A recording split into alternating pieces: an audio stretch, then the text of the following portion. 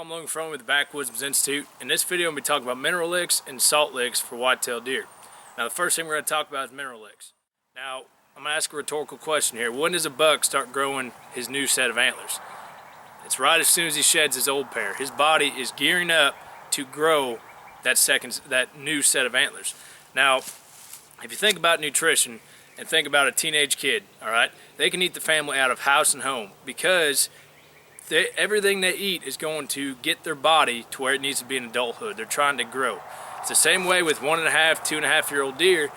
Everything they eat, all that nutrition goes to get their body to adulthood. All right, the excess goes into the antlers. Now, where you see 2.5-year-old decent-sized bucks is whenever they have enough nutrition out there that it can supplement his body and feed his antlers at the same time. There's excess nutrition where that buck is living. Now, once they get to 4.5, 5.5 years old, their body is pretty well grown to the max that it wants to be at. That's basically adulthood. Then everything they eat after that, all the extra nutrition, other than maintaining that body weight, goes directly into the antlers. They're not growing anymore, so it goes into the antlers. That's why you see a big jump from a 3.5-year-old deer that is nice into that 4.5, 5.5-year-old deer, because they'll put on more mass, maybe some points or something like that. But generally, all that nutrition that they don't need just to sustain goes directly back to their rack. So that's why you see nutrition is very key, and I supplement nutrition with spring food plots, some fall food plots that get them through the winter and everything like that. And what we're going to be talking about today is mineral licks. Now, think about a bodybuilder who is going to the gym day in and day out. He's got to eat, or she's got to eat, to maintain that body weight, but also they supplement with extra nutrition, either through protein shakes and stuff like that. So if you think about mineral blocks and mineral licks as supplemental nutrition in the same sense as a bodybuilder, this is what you want to achieve. All right, now that we talked about the nutrition for the buck, it also affects the nutrition of the doe in a positive way.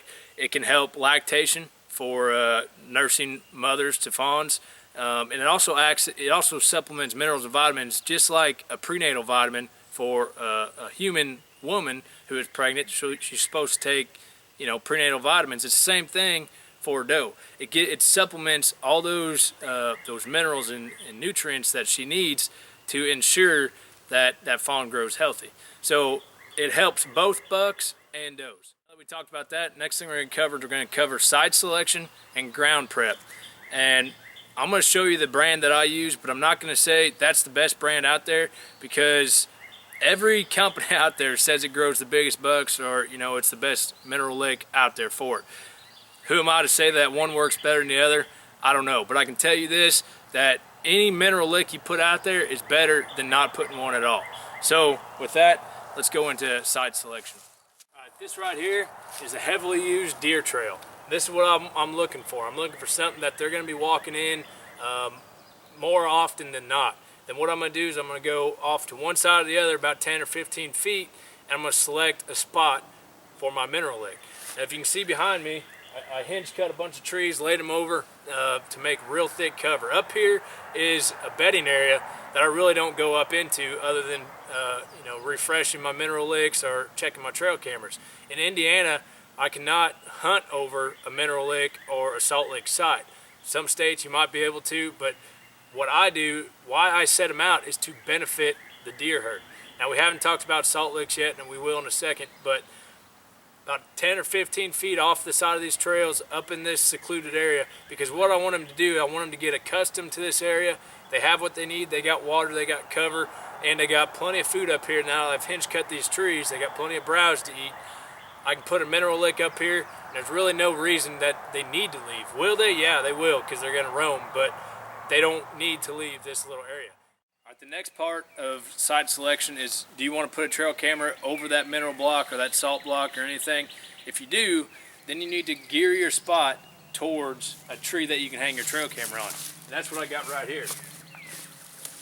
This is the tree that I would shine or aim my trail camera on. The camera right there is where I'm going to make it. Now, this is about 8 yards away. Even with the cheapest camera there is, you're still going to be able to trigger on that spot. So that's what I like to do. This is the site I selected. Now, what I'm going to do is I'm going to clear the ground out. Now this ground, I don't know how easy you can tell, but it's at kind of a natural slope. And that's what I want. I don't want water to pool up in here because from what I've seen, they don't use it, the mineral or the salt lick site, as much as if there's water in it. So what I like to do is give it an access to go out. Now what will happen is some of that salt or that mineral will leach out down the hill, but they'll still be able to find it, root through it, and it's still going to be in the ground. You might just have a longer, spot where they're going to tear up, but that doesn't matter. I don't want standing water in my mineral lick. Next thing you're going to do is you can either take a rake or a shovel or something. You want to clear the ground.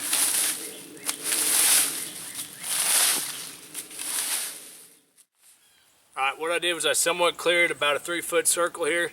Now, I like using the powdered mineral lick versus the block because it goes into the ground easier, and that's what they're going to be wanting to paw and lick and tear up this ground. The block is good, but I've seen a lot of crows get to it, and it seems like it for me it doesn't perform as well as the powdered type.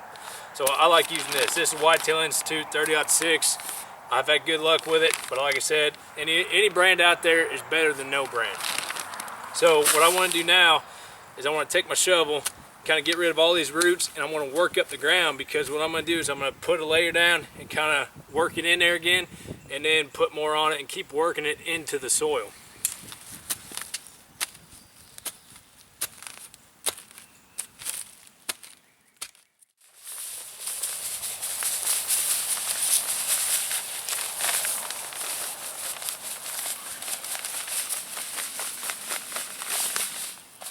That was about half of that little bag there. Take a shovel, work it in just a little bit. All right, one thing I forgot to say, this is Whitetail Institute 30-06. It's mineral and vitamins. Now they make one that has protein in it as well, and other brands do too, but protein is key to antler development. I've used this with quite success in years past, and it's just hard for me to pull away from something that works so well for me. So with protein might be a good option with you, but how I supplement my protein is I have multiple spring food plots out there that have like chicory and clover that have really high protein content to supplement antler growth through another method. So I'm just giving them here the minerals and the vitamins that they might be lacking for antler development, to keeping their body healthy, stuff like that. So protein is an option, and it may be the option for you. So I got that worked in here. I'm gonna do another coating over top, work it in some more. All right, now we got our mineral lick in. What I want to talk about is salt. Now salt is a key nutrient needed for digestion, just like it is in livestock for cows and horses and all that stuff. The digestion of green vegetation, right? So right now everything's starting to green up. They're having a lot more selection of food out there. So salt is something that they are lacking right now, all right? And that's what they want. All the way through the summer, when the vegetation is green, that's when salt gets hit the most. Now you might notice that during the fall, or towards the end of summer, the salt quits getting used, the salt licks. And that's perfectly normal. That's why I put it out now, and I just give them what they need to get through the summer, and they don't need it after that. They really don't go to it, other than if you put out an attractant or something like that. But like I said, in Indiana, that's not an option for me. Now the salt blocks I used to put out, just the blocks that you get for livestock and stuff like that. Then I tried using deer cane, which for me, they never hit it. And I don't know why. They advertise like it's the best thing out there. So what I tried a few years ago, and it worked really well for me, is this buck jam, right? It's basically just like a syrupy mix, and it's salt based, right? It's got a sweet attractant in it, and like I said, it's mostly salt. So they get what they need out of it, all right? It's not like a mineral. It's not feeding all these different minerals and vitamins. It's mostly just salt. But what I do here, you can either add your salt block into or next to your mineral site, or you can make a whole new thing. What I do is I just put it right here on it, all right? Because if they're digging for that salt, they're going to be digging for the minerals, and they're going to get basically a double whammy, all right?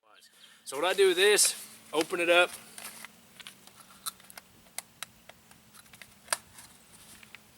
and I'll just pour it over the top. And it looks like ketchup, or barbecue sauce.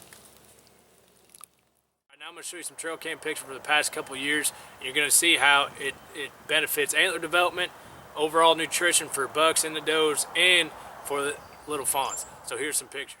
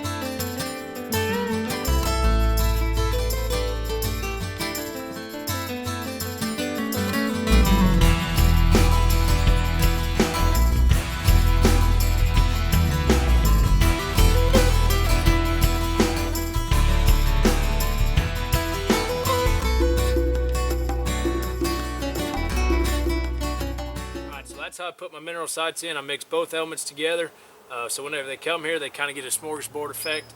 Hope y'all liked the video, learned something from it, and hope you choose to put one out, because it definitely benefits the deer herd. Catch you in a bit.